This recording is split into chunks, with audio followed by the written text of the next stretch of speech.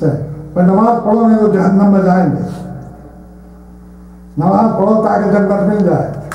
اور نیت کیا کرتے ہیں؟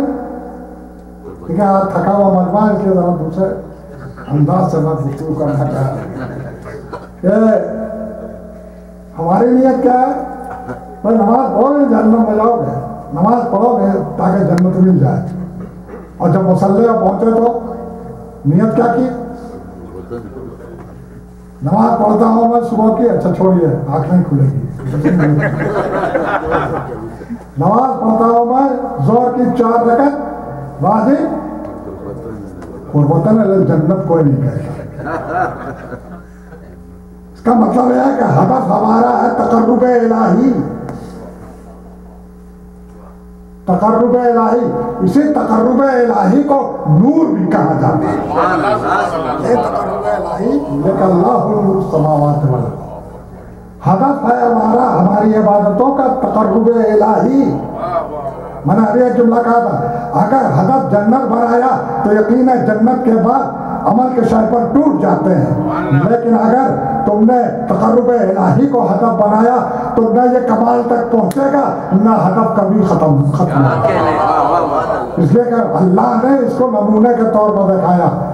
تقرب الہی کی ساری منزلیں بھی طے ہو جائیں تب بھی 2 کمانوں کا فاصلہ رہ جاتا ہے. معراج ہمیشہ گواہی دے گا کہ پیغمبر بھی یہ نہیں کہہ سکتے کہ تقرب کی ساری منزلیں طے ہو گئی. تقرب کی منزل تو جو لوگ یہ سمجھتے ہیں اب کچھ کرنے کی ضرورت ہی نہیں ہے, ہمارا تو وصال ہو گیا ہے. سب لفظیں ہیں صوفیانہ آپ سنتے رہتے ہیں. کیا کہنے سبحان اللہ, وہ جا کے اللہ سے مل گئے. ارے پیغمبر تو 2 کمانوں کے فاصلے پر رہ گئے.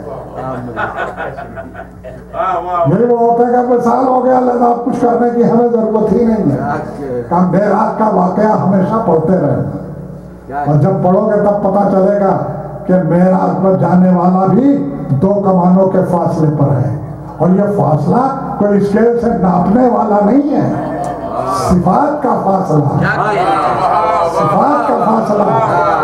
نبی کو سب کچھ دے دیا لیکن جو کچھ ہے نبی کے پاس وہ اللہ کا دیا ہوا. یہ فاصلہ یاد رکھنا کہ نبی کے پاس جو کچھ بھی ہے وہ اللہ کا دیا ہوا ہے, اور اللہ ہمیشہ رہے گا. واجب بالذات ہے, قدیم ہے. یہ وہ خصوصیت ہے جسے کمان سے تعبیر کیا گیا. یہ فاصلہ رہے گا. اور پھر آپ سن لیجئے, یہ ایک نور کی کیفیت ہے جو قرآن مجید نے بیان کی. اور اب مولا فرماتے ہیں, مولا کائنات فرماتے ہیں نزلونی عن الربوبیت. ہم کو رب تو نہ کہنا, وَقُولُوا مَا شِئْتُمْ, اور جو چاہو کہو. سبحان اللہ سبحان اللہ سبحان آپ بتا رہے مولا ہم سے یہ کہہ رہے کہ ہم کو رب مت سمجھنا, لیکن اس کے بعد جو کچھ سمجھنا. اب اس قول کے بعد کس میں مجال ہے کہ مبالغہ کر سکے, اس میں مجال ہے کہ وہ یہ کہہ سکے کہ ہم نے علی کو بڑھا دیا ہے. اور حضور حافظ جاہز جو علماء اہل سنت کا بہت بڑا عالم ہے, وہ کہتا کہ ایک ہی موقع پر فضیلت علی میں مبالغہ ہو سکتا ہے. یہ کتنی چوکانے والی بات کہہ رہی ہے. ایک ہی موقع پر فضیلت علی کے سلسلے میں غلو سے کام لیا جا سکتا ہے. اور اس کے بعد وہ لکھتا ہے متوجہ کر کے گویا جملہ لکھنے کے بعد لکھتا ہے, اور وہ موقع یہ ہے کہ کہا جائے کہ فضیلت علی کے بیان کرنے کا حق ادا کر دیا ہے. ہو ہی نہیں سکتا, کوئی موقع نہیں سکتا. کوئی انسان کہتا کہ ہم نے حق ادا کر دیا تو یہ غلو ہے, جو وہ اپنے حق میں کر رہا ہے, غلو ہے. صلوات پر محمد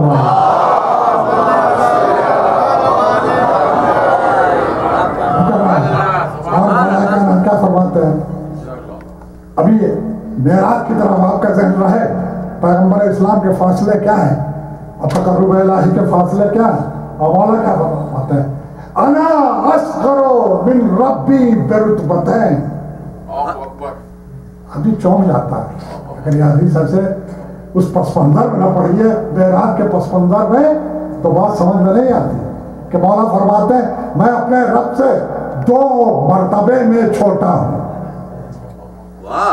2 مرتبے میں چھوٹا ہوں، انا اصغر من ربی برتبتین، میں اپنے رب سے 2 مرتبہ میں چھوٹا ہوں۔ انہوں نے کہا کہ یہ بہت بڑا مبالغہ ہو گیا، یہ بہت بڑا غلو ہو گیا 2 مرتبہ میں۔ لیکن یاد رکھیے حدیثوں کے پرکھنے کا سلیقہ یہ ہے کہ اس کو قرآن مجید سے ملا لو، اگر وہ قرآن مجید سے میل کھا جائے تو لے لو، اور اگر ٹکرا جائے تو دیوار پر مار دو۔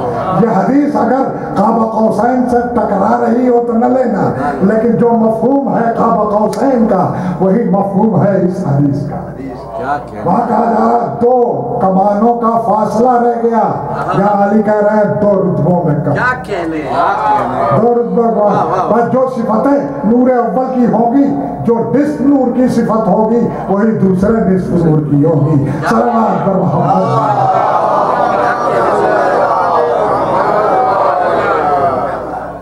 میں کہہ رہا تھا کہ انسان حریص ہے، حضور اعلیٰ بات کہیں سے کہیں پہنچ جاتی ہے کہ انسان حریص ہے، اس کے اندر حرص پایا جاتا ہے۔ اگر حرص پایا جاتا ہے حضور والا تو یہ جہاں سے امید پرورش رکھتا ہے وہی سرنگو ہو جاتا ہے۔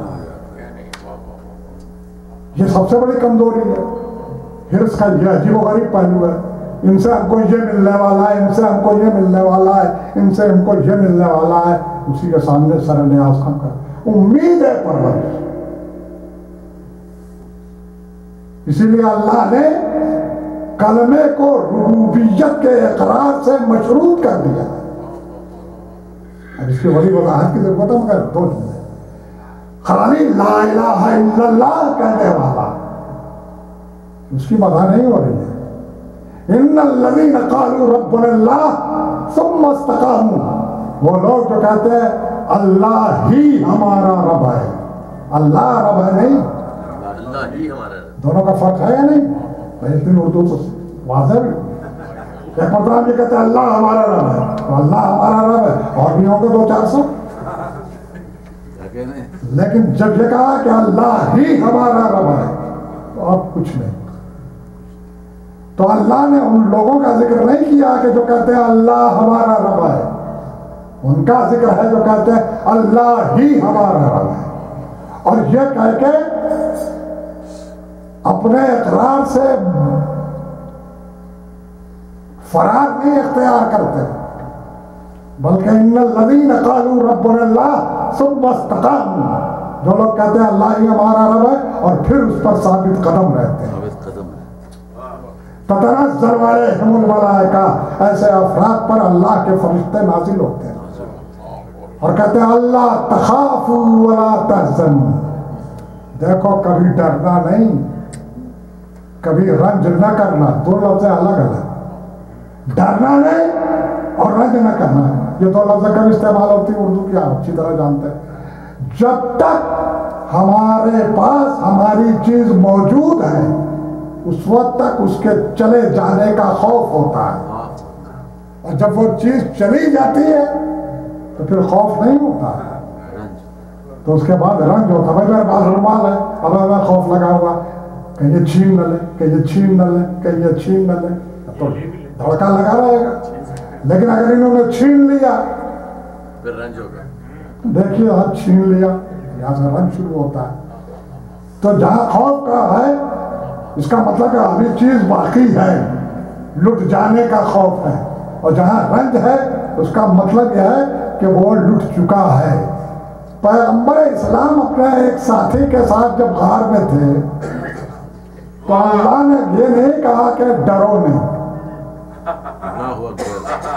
رنج نہ کرو، واہ اللہ نے یہ نہیں کہا، کیا کہنے، پیغمبر کے زمانے کا لانا لا تخاف نہیں کہا، لا تحزن کہا۔ کیا اس کا مطلب ہے کہ کسی چیز کے کھونے کے اوپر نہیں رویا جا رہا تھا، کہ ڈر سے نہیں رویا جا رہا تھا، کھو جانے پر جا رہا تھا۔ مقصد جب تک باقی تھا تب تک تو خوف تھا، لیکن جب مقصد فوت ہو گیا تو پھر رنج کا سلسلہ شروع ہو گیا۔ صلوات پر محمد۔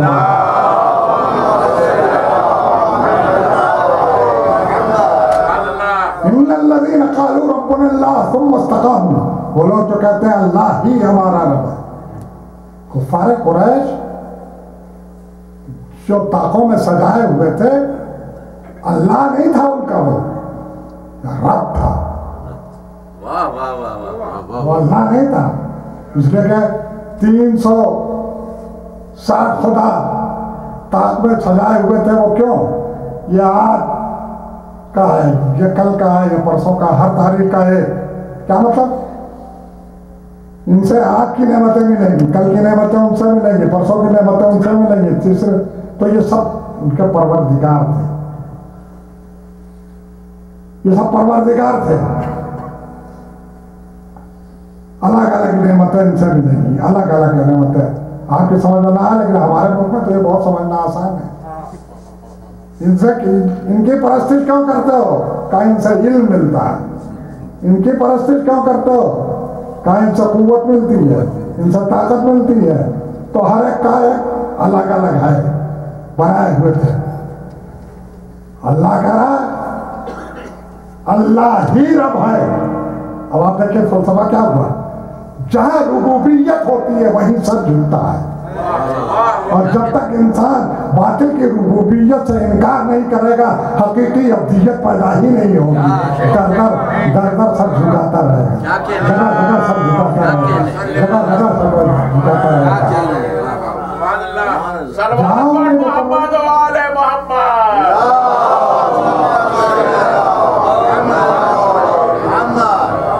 اللہ سے کیا لینا دینا ہے؟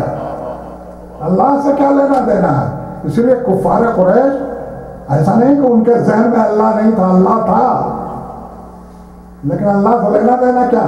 اس کو ذہن کے دریچے میں سجا لیا، بات ختم ہو گئی. سب کچھ تو رب سے لینا ہے. تو 360 جو ہے انہیں سے سب کچھ لینا ہے. اور اس کی دلیل یہ ہے کہ جب پیغمبر اسلام کا بائیکاٹ کفار قریش نے کیا تو اس کے لیے دستاویز لکھی گئی، اور پیغمبر اسلام اپنے تمام ساتھیوں کے ساتھ، خاندان بنی ہاشم کے ساتھ شعب ابو طالب میں پناہ لینے کے لیے چلے گئے. اور دستاویز جو لکھی گئی تھی وہ جس چیز پر بھی لکھی گئی ہو اسے چمڑے میں لپیٹا گیا، صندوقچے میں رکھا گیا، صندوقچے میں تالا لگایا گیا، اور اس صندوقچے کو خانہ کعبہ میں رکھ کر تالا لگا دیا گیا. اب پیغمبر کا بائیکاٹ ہو گیا. کفر کی سب سے بڑی ادا ہی ہے کہ فوراً بائیکاٹ کرتا ہے، پابندیاں لگانا کفر کا مزاج ہے. اب پابندی لگاؤ، ٹھیک ہو جائے، اب تو ٹھیک ہو جائے، اب ٹھیک ہو جائے. اس لیے کہ باطل ایسے ہی چلتا ہے حضور والا. پہلے لالچ دیتا ہے، پھر ڈراتا ہے، پھر تشدد کرتا ہے، پھر جب وہاں شکست ہو جاتی ہے تو سلح کر لیتا ہے. پوری تاریخ باطل کی طرح سے. اور یہ سلح کرنے کے بعد نفاق کی نقاب اوڑھ لیتا ہے، اور نفاق کی نقاب اوڑھ کر سازشیں شروع کر دیتا ہے نا. تو جناب ابو طالب کے ساتھ شعب ابو طالب میں پیغمبر اسلام موجود ہے. لگ بھگ 3 سال گزر گئے، اور زندگی اتنی سخت ترین ہے کہ سب پتیاں کھا کر زندگی بسر ہوتی. اور ایک مرتبہ پیغمبر اسلام نے کہا چچا ذرا آپ جائیے تو کفار قریش کے پاس، اور جا کر ان سے کہیے کہ میرے بھتیجے کی صداقت کی دلیل یہ ہے کہ جو دستاویز تم نے لکھی ہے اس دستاویز کو دیمک نے چاٹ لیا ہے، بالکل دستاویز ختم ہو گئی ہے، صرف اللہ کا نام رہ گیا ہے. میں بس یہی بات بتانا چاہ رہا تھا. تو سلح کی جو دستاویز لکھی گئی تھی، سلح کی کیا بائیکاٹ کی جو دستاویز لکھی گئی تھی اس کو لکھا گیا تھا بسمک اللہم، اللہ تیرے نام سے. یاد رکھیے کفار کا مزاج ہے، اگر وہ اللہ کو مانتے نہیں تو کبھی بھی دستاویز میں بسمک اللہم لکھتے نہیں. ان کا لکھنا اس لیے کہ آپ نے دیکھا صلح حدیبیہ میں کیا کیا انہوں نے. پیغمبر نے جیسے ہی لکھوایا محمد رسول اللہ، ان کا رسول مانتے تو پھر جھگڑا کاہے کا تھا. تو جو مانتے نہیں وہ درمیان میں جو دستاویز لکھی جاتی اس میں لکھتے نہیں. انہوں نے لکھا بسمک اللہم، اللہ تیرے نام سے. پیغمبر نے کہا چچا آپ جائیے اور جا کے ان سے کہیے کہ بھتیجے کی صداقت کی دلیل یہ ہے تو جو دستاویز پیغمبر سے کہہ رہے ہیں ابو طالب سے، ابو طالب نے نہیں کہا پیغمبر سے کہ میرے لال تم کیسے کہہ رہے ہو، کیا تمہیں علم غیب ہے؟ پیغمبر سے یہ تو نہیں کہا کہ کیا علم غیب ہے۔ ادھر پیغمبر نے کہا، ادھر ابو طالب چلے، ہم نے دامن پکڑا، ہم نے کہا کہاں بزرگی میں جا رہے ہیں، اچھی طرح سے پوچھ لیجئے۔ ابو طالب نے پلٹ کر نہیں پوچھا اور یہ نہیں کہا کہ میرے لال اگر وہاں یہ کام نہ دکھائی پڑا تو اس بزرگی میں بڑی بے عزتی ہوگی۔ اس کا نام ہے یقین ابو طالب۔ جو زندگی بھر ربوبیت پر شک کرتا رہا وہ صاحب ایمان بن گیا، اور یقین کی اس منزل کا اللہ صاحب ایمان نظر نہیں آتا۔ ایمان کا سفر یقین سے شروع ہوتا ہے۔ مولا کائنات حضرت امیر المومنین ارشاد فرماتے ہیں الایمان علی اربع دائن، ایمان کے 4 ستون ہیں۔ علی الصبر والیقین، پہلا پایا اس کا جو ہے صبر کا ہے، دوسرا پایا یقین کا ہے، تیسرا پایا عدل کا ہے، چوتھا پایا جہاد کا ہے۔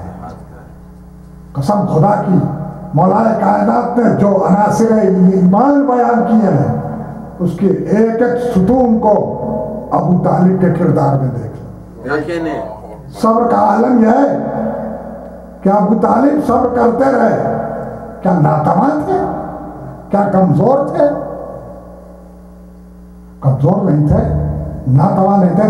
نہیب ابو طالب کا عالم یہ ہے کہ سرداران قریش خانہ کعبہ کے ارد گرد بیٹھے ہوئے ہیں، سب سردار قریش کے بیٹھے ہوئے ہیں، اور ایک مرتبہ جوانہ نے بنی ہاشم کو بلا کر ابو طالب نے فرمایا کہ جاؤ سرداران قریش کے سروں پر تلواریں لے کر کھڑے ہو جاؤ، میرا بھتیجا کو میں مل نہیں رہا ہے، میں اسے ڈھونڈنے جا رہا ہوں۔ یہ پیغمبر کے لیے کہہ رہے ہیں، اگر میں لوٹ کر آؤں میرا بھتیجا میرے ساتھ نہ رہے تو سب کی گردن اڑا دے۔ تاریخ لکھتی ہے کہ جوانان قریش گئے، ان کے سروں پر تلواریں لے کر کھڑے ہو گئے، وہ جنبش نہیں کر رہے تھے، کانہم علی رؤوسہم الطیر، گویا ان کے سروں پر پرندے بیٹھے ہوئے، اس طرح ساکت بیٹھے ہوئے تھے۔ اور جب ابو طالب مسکراتے ہوئے آئے پیغمبر اسلام کے ساتھ تو سرداران قریش نے پوچھا ابو طالب کیا ارادہ تھا؟ کہا قسم خدا کی اگر آج میرا بھتیجا نہ ملتا تو تم میں کا کوئی سلامت نہ رہتا۔ تو یہ قوت ہے ابو طالب کی، اس کے باوجود کفار قریش ستا رہے پیغمبر کو، ابو طالب خاموش ہے، صبر ابو طالب ہے۔ اس لیے کہ پیغمبر کہہ رہے ہیں آپ صبر کریں، وہ صبر کر رہے ہیں، وہ صبر کرتے رہے۔ اتنی بڑی طاقت تھی ابو طالب کی کہ مکے کی پوری زندگی جب تک ابو طالب رہے کوئی جنگ ہوئی، کوئی سازش قتل پیغمبر ہوئی، کسی میں ہمت نہیں تھی۔ یعنی یہ کہنا پڑتا ہے کہ ہجرت کے بعد جو کام لشکر نہ کر سکا وہ اکیلی ذات پیغمبر اسلام کی حفاظت کے لیے ابو طالب کی مکے میں تھی۔ اور جب تاریخ پر الزام لگایا جاتا ہے کہ اسلام بدور شمشیر پھیلا تو وہ مدینہ کی تاریخ ہوتی ہے، مکہ کی تاریخ نہیں ہوتی ہے۔ یہ چشم و ابرو جناب ابو طالب کا ہاتھ تھا، اور یہاں الگ مطالبہ تھا پیغمبر اسلام کا کہ آپ صبر کریں، تو صبر کر رہے تھے، اور صبر یقین کے بعد ہی پیدا ہوتا ہے۔ یہ یقین ابو طالب تھا حضور والا، ورنہ ابو طالب کا معاملہ کیا تھا؟ ابو طالب نے دیکھا کہ میرا بھتیجا مایوس بیٹھا ہوا ہے، محزون، رنجیدہ۔ پوچھا میرے لال رنجیدہ کیوں ہے؟ کہا چچا میں دین الہی کی تبلیغ کرنا چاہتا ہوں اور کفار قریش آڑے آ رہے ہیں، راستہ روک رہے ہیں۔ کہا تم کیوں فکر کرتے ہو، تم اپنا کام کرتے رہو، تم تبلیغ کرتے رہو۔ اور اس کے بعد جو قصیدہ ہے آگے تاریخ میں ہے، اس کا ایک شعر سن لیا۔ ابو طالب نے کہا واللہ لن یصلوا الیک بجمعہم حتی وسد فی التراب دفینا، قسم خدا کی یہ پورے مکے کے لوگ اور سب کفار مل کر بھی تم تک پہنچ نہیں سکتے جب تک ابو طالب کے دم میں دم باقی ہے۔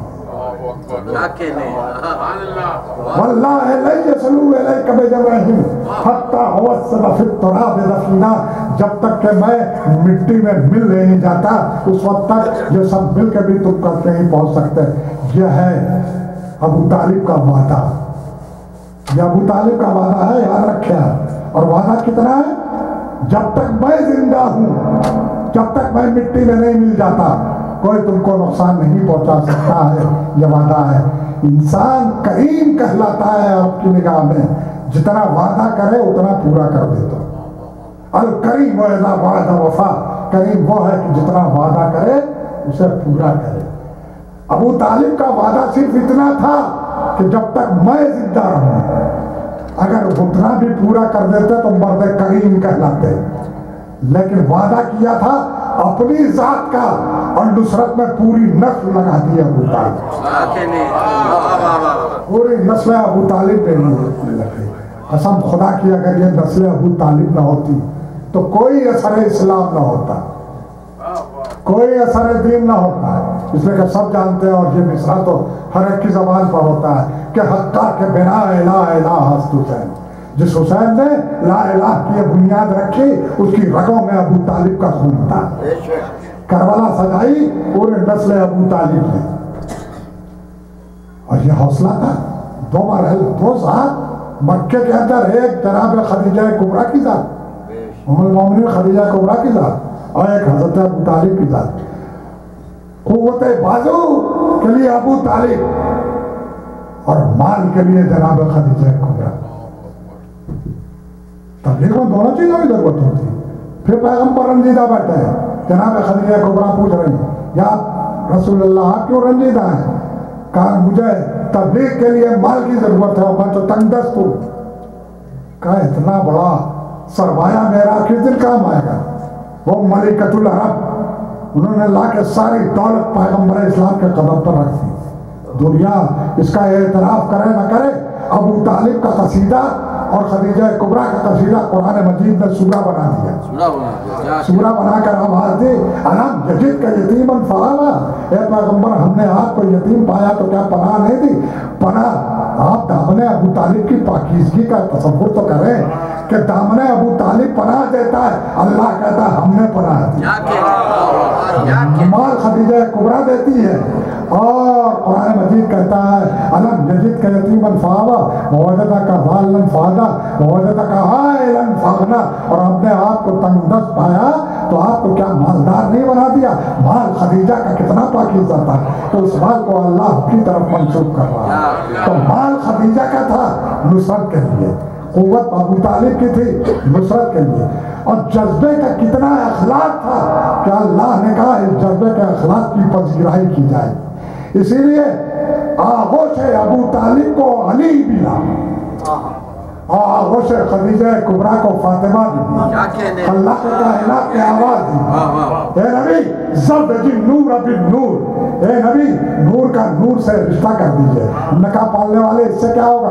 کہا مرج البحرین یلتقیان بینہما برزخ لا یبغیان یخرج منہما اللؤلؤ والمرجان۔ ابھی دیکھو لؤلؤ و مرجان پیدا ہوں گے، یہی وہ لؤلؤ و مرجان ہے جو حفاظت دین کے لیے خون بہائیں گے، جان دیں گے، گلے کٹائیں گے۔ یہ نسل ابو طالب، یہ نسل ابو طالب، اور یہی وہ نسل ابو طالب ہے اجڑے والا جو کربلا کے میدان میں کبھی عقیل کی شکل میں ہے، کبھی اولاد عقیل کی شکل میں ہے، کبھی اولاد جعفر کی شکل میں ہے، کبھی اولاد علی کی شکل میں ہے، اور ان سے میدان کربلا سجایا جا رہا ہے، میدان کربلا سجا رہا ہے۔ تو میں عرض کر رہا تھا لا الہ کی بنیاد جو میدان کربلا پڑے، انسان کتنا ناشکر ہے۔ آگاہ کر دیا پیغمبر نے کہ وَمَن لَمْ يَشْكُرِ اللَّهَ لَمْ يَشْكُرِ اللَّهَ، جو لوگوں کا شکر گزار نہیں ہوتا وہ جو انسانوں کا شکر گزار نہیں ہوتا وہ اللہ کا شکر گزار نہیں ہوتا۔ تو آج اگر انسان کی جبین میں سجدے تڑپتے ہیں اور ہونٹوں پر سبوح القدوس کی تسبیح مچلنے لگتی ہے تو اسے سوچنا پڑے گا کہ یہ تسبیح آئی کہاں سے، یہ سجدے آئے کہاں سے، یہ تکبیر کی صدا حاصل کہاں سے ہوئی۔ تو ان تمام احسانات کی تاریخ پڑھنا پڑے گا، تمام احسانات کی تاریخ پڑھنا پڑے گی، اور جسے بھی اپنے سجدوں کو معتبر بنانا ہے، اپنی عبادتوں کو معتبر بنایا ہے، اپنے تصور وحدانیت کو معتبر بنانا ہے، انہیں ان کا شکر گزار ہونا پڑے گا۔ اسی شکر گزاری کا نام ہے مجلس احسان، اسی شکر گزاری کا نام ہے تذکرہ محمد و آل محمد، اور اس کی طرف ذہن کو متوجہ کیا جاتا ہے۔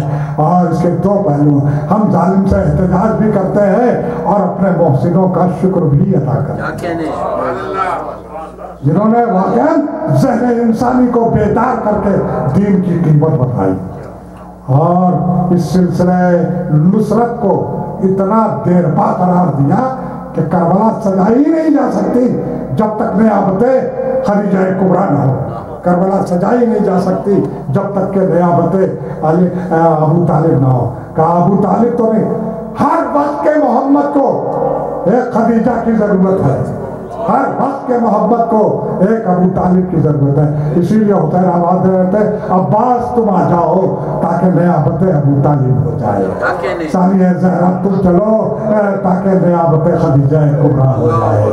اور یہ نصرت کا سلسلہ کربلا تک آ گیا، اور یہ قربانیاں لے کر حسین کربلا تک آ گئے۔ کربلا میں یہ تاریخیں گزر رہی ہیں، اور آپ جانتے ہیں کہ کربلا کے خیام میں کہ جہاں حسین کے چھوٹے چھوٹے بچے ہیں، ہاتھوں میں خالی کوزہ لیے ہوئے، اللہ کی صدائیں بلند کر کے ہوئے ایک خیمے سے دوسرے خیمے کی طرف جا رہے ہیں، اور وہاں وہ مجاہد جو حسین بن علی کے ساتھ ہیں وہ تڑپ رہے ہیں، لیکن حسین کہہ رہے ہیں صرف جہاد کی منزل اس طرح نہیں آتی، پہلے یقین آتا ہے، اس کے بعد سے صبر کی قوتیں آتی ہیں۔ صبر کی قوتیں دیکھنا ہو تو کربلا والوں کو دیکھو، کوئی جوان رانا ہے لیکن دیکھ رہا ہے کہ اس کے سامنے کسی کمسن کو میدان کی اجازت مل رہی ہے، بازوؤں کی مکھیاں تڑپ رہی ہیں، لیکن کیا کرے، اس لیے کہ اس کو صبر کرنا ہے، اور اس کو مشیت الہی جو حسین کے ذریعے آ رہی ہے اس کی پابندی کرنا ہے۔ ارباب اعضاء میدان کربلا میں انصار حسینی آئے، اصحاب حسینی آئے، اور بھی اعزا کی باری آئی۔ اور ایک بات ہے کہ جب تک یہ انصار حسینی رہے اور جب تک اعزا سلامت رہے اور میدان میں جام شہادت نہیں دیا، ایک زخم بھی جس میں ناظرین امامت پر نہیں آنے پائے، ایک زخم آتا تو تھا لیکن وہ زخم جسے تاریخ کی نگاہیں دیکھ نہیں سکتی تھی، اس لیے کہ اگر کوئی کرجل جوان کا زخم اٹھا لے اس زخم کو کون دیکھ سکتا ہے، لیکن میدان کربلا میں حسین جتنے اصحاب جا رہے تھے ان کا زخم اٹھایا، جتنے اولاد گئی ان کا زخم اٹھایا، اور پھر آپ جانتے ہیں کہ وہ وقت بھی آیا جب کرجل جوان تصویر رسول آ کر سامنے کھڑی ہوئی۔ شاید حسین یہ ساری تصویریں اسی لیے لے کر آئے تھے تاکہ سب کو آنے والے یزیدی لشکر کو عہد رسول یاد آئے، عہد علی یاد آئے، عہد حسن یاد آئے، اسی لیے عباس کو لے کر آئے کہ تصویر دیکھو اور علی کو یاد کرو، علی اکبر کو لے کر آئے کہ صورت دیکھو، اس لیے کہ یہ بیٹا حسین کا یہ کرگل جوان جب سامنے آ کر کھڑا ہوا اور حسین ابن علی سے اجازت مانگنے لگا تو ایک عجیب فقرہ نقل کیا جاتا ہے کہ جب حسین سے شہزادہ علی اکبر نے یہ کہا کہ بابا اب ہمیں میدان کی اجازت دے دیجئے، تو مظلوم کربلا نے کہا اے میرے لال کاش تم بھی صاحب اولاد ہو اور کوئی لال تمہارا آ کر میدان کی اجازت مانگتا تو تمہیں محسوس ہوتا کہ کسی کرگل جوان کو میدان کارزار میں بھیجتے ہوئے باپ کے دل پر کیا گزرتی ہے۔ اور پھر حسین نے اجازت تو دی علی اکبر کو، لیکن یہ شرط لگا دی میرا لال تمہاری پرورش ثانیہ زہرا نے کی ہے، تمہاری پھوپھی نے کی ہے، تمہاری ماں نے تم کو نہیں پالا بلکہ تمہاری پھوپھی زینب نے تمہاری مخصوص پرورش کی ہے، پہلے جا کر ان سے اجازت لے لو۔ اور جناب علی اکبر آنے کے بعد جب اجازت کی گفتگو شروع کی تو کہا سیدانیوں نے احسان کر لیا، یہ تصویر رسول ہے، یہ تصویر رسول ہے، اور وہ ایک روایت یہ بھی کہی جاتی ہے کہ جب شہزادہ خیمے سے نکلا تو ایسا محسوس ہوتا تھا کہ کوئی دامن پکڑ کے کھینچ رہا ہے، کوئی دامن پکڑ کے کھینچ رہا ہے۔ یہ دامن پکڑ کر کھینچنے والا سکینہ کے علاوہ کوئی نہیں ہو سکتا، وہی کھڑی ہوگی۔ اے میرے بھیا، تم کہاں اس میدان میں جا رہے ہو جس میدان میں جو بھی گیا وہاں سے اس کا لاش آیا۔ علی اکبر کو رخصت کرنا مظلوم کربلا سید الشہداء کی کیفیت کا ہم اندازہ نہیں کر سکتے۔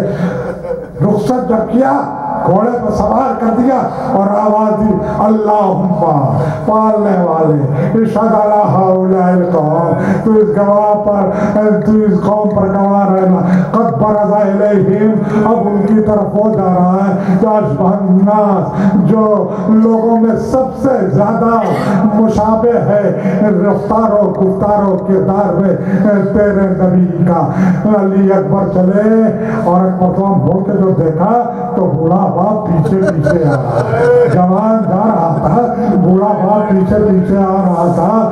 کہتے ہیں کہ مرتبہ شہزادے نے آواز دی، بابا آپ تو مجھے رخصت کر چکے، اب آپ کیوں تشریف لا رہے ہیں؟ آواز دی، بیٹا جب تک کہ لشکر کے قریب نہ پہنچو ذرا مڑ کے ہمیں اپنی صورت دکھا دو۔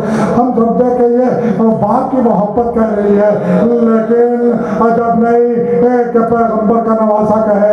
ابھی ہم نے رخصت کو کرتے وقت کہا تھا پالنے والے تیرے نبی کے ہمشکل کو بھیج رہا ہوں، اب یہ ان کی طرف جا رہا ہے۔ جب میں چاہتا تھا کہ اپنے نانا کی زیارت کر لوں تو اپنے اسلام کا چہرہ دیکھتا تھا تو شوق زیارت رسول ہوگا کہ پیغمبر کا نواسا پیچھے آ رہا ہے اور آواز دے رہا میرے لال، جب تک دشمن کے قریب نہ پہنچو اپنے چہرے کو ہماری طرف کرتے رہو تاکہ تمہارا یہ باپ تمہیں دیکھتا ہے۔ اور باب اعضا میدان کربلا سے گزرتے ہوئے لشکر کے قریب پہنچ گیا۔ شہزادہ جنگ ہوتی رہی، پھر ایک وقت آیا کہ جب میدان کربلا سے آواز آنے لگی، یا ابتا ہوا ادرکنی، یا ابتا ہوا ادرکنی، یا ابتا ہوا ادرکنی، اے بابا مدد کو آئیے، اے بابا مدد کو آئیے۔ کہتے کہ حسین چلے تو لیکن ٹھوکریں کھا رہے تھے، حسین چلے تو لیکن ٹھوکریں کھا رہے تھے۔ میں نے جب بھی سنا یہ کہتے سنا کہ حسین ٹھوکریں کھا رہے تھے اور یہ کہتے جاتے تھے، اے بیٹا تمہارے بعد اس دنیا پر خاک ہو، لیکن ارباب اعضا یہ ٹھوکروں کی منزل ہے۔ میں نے جب روایت دیکھی کہ حسین نے حر کو روکا تھا یہ کہہ کر کہ حر بیٹے کے لاش پر تم مت جاؤ، اس لیے کہ باپ جوان کا لاشا نہیں اٹھایا کرتا ہے، تو عجب نہیں یہ بات اور فضائے کربلا میں محفوظ رہی ہو، زمین کربلا کو یاد رہی ہوگی۔ اور جب حسین چلے ہوں گے تو زمین کربلا نے قدم پکڑا ہوگا، اے مولا آپ نے تو کہا تھا کہ باپ جوان بیٹے کے لاش پر نہیں جاتا۔ حسین نے کہا ہوگا، اے عرض کربلا جس کے لال کا لاشا کوئی اٹھانے والا نہ ہو وہ کیا کرے۔ ارباب اعضا حسین کو پہنچنے میں اتنی دیر ہوئی کہ ایک روایت جو بہار کی ہے اس میں ہے کہ جب حسین قریب پہنچے تو نگاہ پڑی، دیکھا سیاہ چادر میں لپٹی ہوئی ایک بیوی سرانے بیٹھی ہوئی، اور سرانے بیٹھی علی اکبر ابھی زندہ ہے، ابھی روح باقی ہے اور ایک بیوی بیٹھی ہے۔ حسین نے بیک وقت 3 منظر دیکھے، مظلوم کربلا نے بیک وقت 3 منظر دیکھے۔ ایک منظر یہ دیکھا کہ کوئی بیوی سرانے پہنچ چکی ہے، ایک منظر دیکھا کہ جوان بیٹا کلیجے پر ہاتھ رکھے ہوئے، تیسرا منظر دیکھا کہ ریگزار کربلا پر جوان لال ایڑیاں رگڑ رہا ہے۔ حسین نے ایڑیاں رگڑتے دیکھا، نظر پھیر لی، کلیجے پر ہاتھ علی اکبر کا دیکھا، نظر پھیر لی، اس بیوی کی طرف پہنچے، بازو پکڑا، چند قدم لے کر آئے، اے بہن ابھی میدان کے فرائض تجھ سے متعلق نہیں ہے۔ اور میں رخصت کر کے ایک مرتبہ مرتبہ حسین نے صبر کی آستین پلٹی اور گھٹنے زمین کربلا پر ٹیک دیے. علی اکبر کا سر اپنی آغوش میں رکھا, کلیجے سے نیزے کی جو ابھی نکالی. کہتے ہیں کہ علی اکبر کا کلیجہ بھی نیزے کے امی کے ساتھ آ گیا. حسین نے اپنے جوان بیٹے کو عشقیاں لیتے ہوئے دیکھا اور اس کے بعد میدان کربلا کے ریت پر علی اکبر کو لٹا دیا. جب نکل چکا تھا علی اکبر کا, حسین آواز دے رہے تھے ربنا تقبل منا, اے میرے بھائی, اے میرے رب, اس قربانی کو قبول کرنا. اور پھر کمر پہ ہاتھ رکھ کے کھڑے ہو گئے. کبھی دائیں طرف دیکھا, کبھی بائیں طرف دیکھا, پھر خیمے کا رخ کیا, آواز دی بنی ہاشم کے بچوں آؤ, اپنے بھائی کا لاٹھا اٹھواؤ. ایک بوڑھا ہوا جوان کا لاٹھا